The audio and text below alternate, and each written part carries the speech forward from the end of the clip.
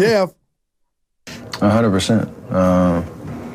And I think the big three that's retiring always been a motivator together for us. And I think the way that we talk about it is we want to not only end our career as a Warrior, not only continue to compete at a very high level, but you want to end it the right way. I think we've been through a lot this year, and the three of us, especially with Draymond's absence for a while, with Klay taking on a new role, the new cast of characters that we have that are right alongside us in this journey.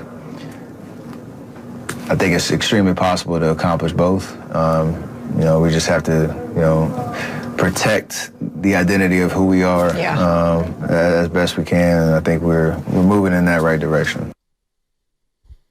Wow. But nobody can deny, and you haven't, the impact of Draymond Green, man. I was talking to who was a friend last night, just like, I got that wrong. You always, from Jump Street, and I was there too, knew about, what he meant, and I got caught up in his shenanigans, and rightfully so. A lot of Dub Nation was irritated. But, Steiny, there's no denying his impact on the court on both ends, and it's just fun to watch and see where this thing is going, and that's why I keep harping on it was so bad, it was so low. I just can't remember under Steve Kerr going into the last 29 games not really knowing what you're going to get, because that's what's at stake. We can go, 29-0, but we don't know. And to me, you don't want it to be that way, obviously, but it is exciting because right now you got to feel like the Warriors are playing their best basketball. My question is, what does what Steph's talking about look like?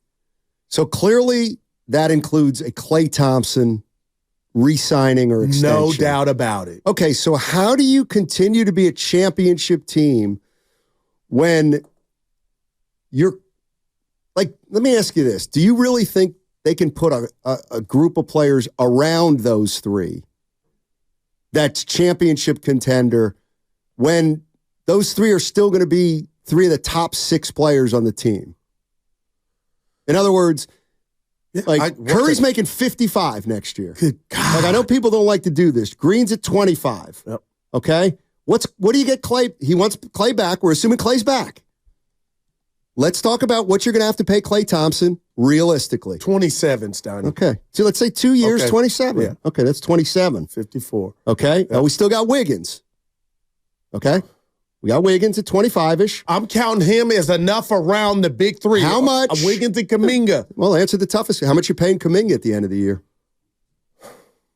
Whatever it takes. At least 20. So I will go in the red right. for that, for Kuminga. Okay. And I think that's what Klay represents. Is Joe going to go back in the red for the euphoria or the feeling of we're keeping the Three Musketeers together? I'm just skeptical that Curry, Draymond Green, Klay Thompson, Wiggins, and Kuminga is a championship team moving forward. Man, I don't have that answer, but Now, that may be the best way to go.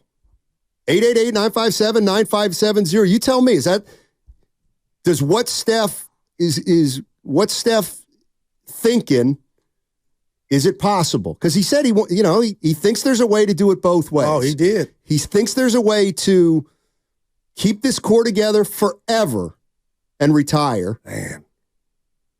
And move pieces or have pieces around him to win a title, the young players around him. I think that's going to be tough, you said. But Steiny, has it ever been done? Has a core this old ever won a title? 36, 34, what were the Spurs 35? on their last one? They also had Kawhi, no doubt. Kawhi Leonard. No doubt about it. And don't say, well, we have Kuminga. I was going to, but because no, those are two different players. No, but he's your Kawhi in this scenario. You know what I mean? Like, yeah, no, you he's can't good. reach that, right. But this is where the Warriors have set a precedent with championships. Their size is I feel like going to be the death of them.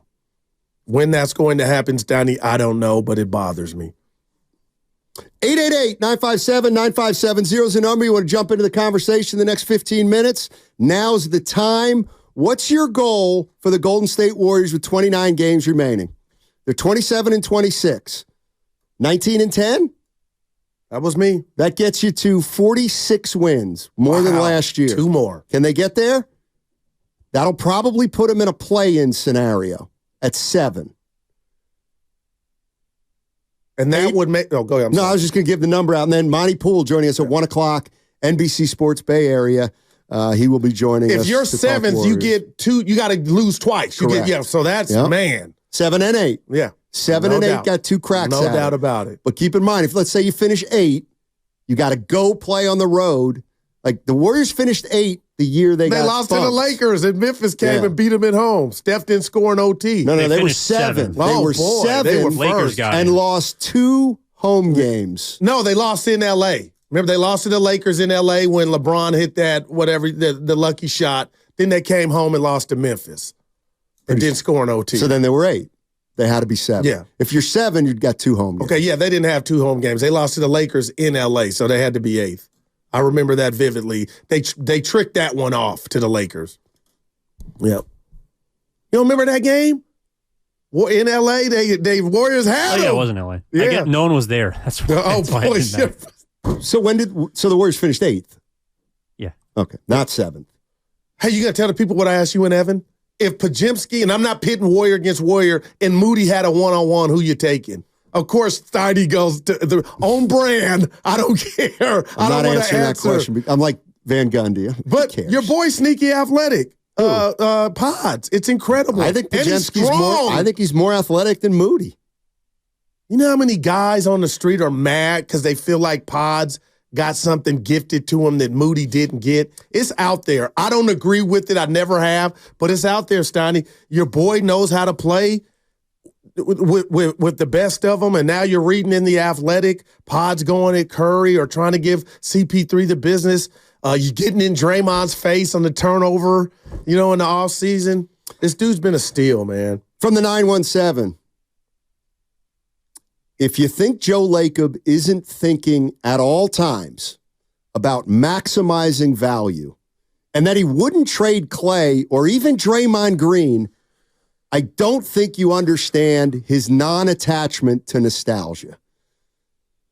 Read the article, though. He just said Draymond's a brother. So what? You can be I have a brother, too, and I don't talk to him. But were you a bit... Okay, listen. I believe Joe Lacob has sentimentality, has very little sentimentality. So do you think the dinner that we always laugh at, I don't know why we laugh. I've given you my answer on this a million times. You've chosen not to accept it.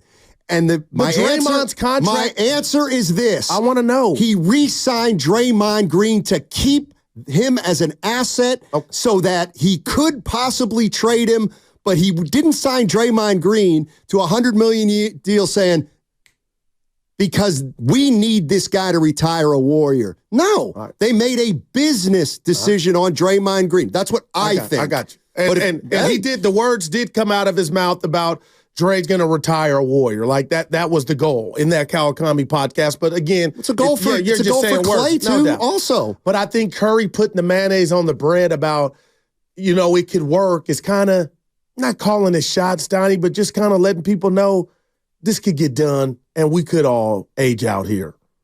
The other thing about an older team, they were talking about the Spurs. Some of those guys took less money. Oh my gosh. Duncan? Yeah. TD. John's in Oakland.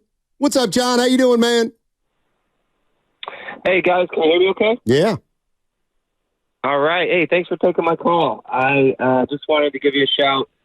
Steiny, look, you nailed it about 4 or 6 weeks ago. I don't remember when it was, when the team was slumping like crazy, and we're all feeling just desperate, and you're saying, this is not a championship team, and everybody came around and finally agreed with you. And so the question posed to you was, what would you do instead? And you said, I would never would have signed Draymond Green. I would try to move him as quickly as possible and restructure the entire team around Steph and just accept that this is not a championship team. So now we're 10 games away from that instance, and we've won 7 out of 8, 9 out of 10, whatever it is. And everybody's feeling more optimistic. And my answer to your question just now, which was, is this a championship team going forward? The answer is, with Steph Curry, he can transcend any kind of logical conversation and propel this team to win some games and win a championship. And it is possible, but on paper, the answer with the guys that we have is absolutely not. And you nailed that a while ago. We've been talking about this for a long time, but Steph is so great that it could happen, but the answer is no. So yeah, that's my thoughts. And even with 29 games to go, you feel like you're not going to see a miracle, huh? No, we could see a miracle because Steph Curry is the miracle. Guru, you have said, I don't know if he's Jesus or whatever, but he really is. Right, but wouldn't that make Steiny wrong, or any Warrior detractor that said they're not going to win if you're saying it's on the table because you have Steph? Like, that's 98% of my logic. Yeah, no, okay. So that's what I'm saying is it's possible because of him. All right, okay. Okay, right. But if you're looking at it on paper, I got you. Logically, it's not happening, right? But he is that guy who can make it happen. That's my thought. And I'm willing to say, I didn't want to steal your thunder. Well, He was giving you I'm love, willing to but say I'm like, it ain't over. I'm willing to say I don't disagree with the fact that, like, Steph Curry is the miracle. Okay, all right. But I also look at it like this. Does Steph Curry always give you a chance? Okay, I'll make, yes. Problem is, he doesn't guarantee anything. And so, are we hanging on to the 2% chance? And is that smart? If it's all about titles, what are we hanging on to a 4% chance that we could run the table? Do you think Lakers doing that? He's doing that for the rest of this season. All right. And that's what I heard from Joe Lacob. You got 29 games in the playoffs. Make a run. If you don't make a run, all bets are off. Then maybe we'll start there. I heard Joe Lacob say, make a run, get into the postseason, make some noise. If we don't, all bets are off. Is there anybody that didn't hear that from Joe Lacob? That's kind of where I came out and started the show, and I don't think a lot of people would you take another listen. Now it's not working again, Evan. That happened to me Friday. You go do it.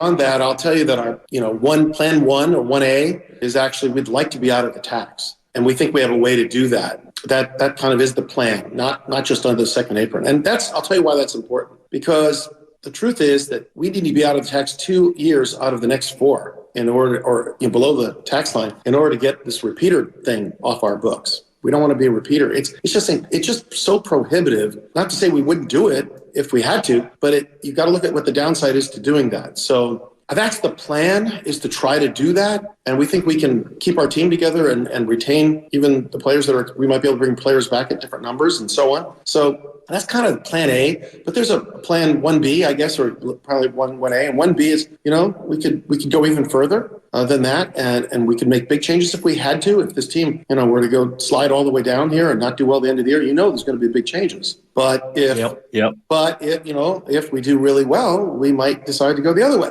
So everything's open. We have to be flexible. I can just tell you that the goal is to not be a lottery team ever. The goal is to be competitive. The goal is to win. And ideally, if it's possible, to win championships or compete for championships. Mark Cuban once said the worst place to be in the NBA is the middle. Isn't that where the Warriors have been the last 2 years? So my question coming is, off the championship and okay. Right. Well, so what Joe Lacob is hoping to do here is be a playoff team this year, and if we don't win it this year, come back next year and win a title. While saving money, while getting under the apron and pot. He didn't just say get under the apron. He said get under the luxury tax. Those are two different things. Yeah, and you wonder like what Joe the Lacob, price is for big changes, Steiny, because that ain't just subtractions. It could be an ad. Lacob has a world brand, says the 415, and any other in the NBA would be a fool not to keep Steph, Clay, and Draymond. I vehemently disagree with that. here's how I would write it. Lacob has a worldwide brand unlike any other in the NBA. He wouldn't be a fool not to keep Steph. Stop. Full stop. Steph's one, like, do you think for 1 minute that Joe Lacob lumps those three together? No chance. It's Steph. Steph is who you break your back for. Steph. Yeah, but my point is, we know how much love Steph has for Dre, and that worked out for Dre. If regardless of why you think he was retained and he could be dangled, he still got the contract. Signing, I'll come at it this way. Signing Draymond Green to a 4-year, $100 million contract was Joe Lacob looking at the facts and saying, this is the lesser of two evils. I don't want to do it. I kind of wish I didn't have to do it now. So no part of I want to make Steph happy? I'm sure that was part of it when he weighed it all into consideration. But that's true. That's a good point. Steph has the worldwide brand, not the Warriors. They're number 2. It's interesting. That's amazing. I wonder if they'll be number 2 in 5 years if Steph's not here. 888-957-9570 is the number. Steiny and Guru with you. Warriors start the second half of the season. God, I hope LeBron plays. We know he's gutsy and he can play through injury. Apparently, LeBron's got a bad ankle. But he just played Sunday. You know what's going to happen now, don't you? Well, talk to him. We're going to see a report that's like a Draymond questionable, and we'll want to throw bricks through windows. No, not at all. The Warriors, they tricked off enough games, Donnie. They can't play around. Trey will be in there. I thought Dre did a great job Sunday commentating, fighting off Barkley. What about Barkley saying you won't be in the playoffs?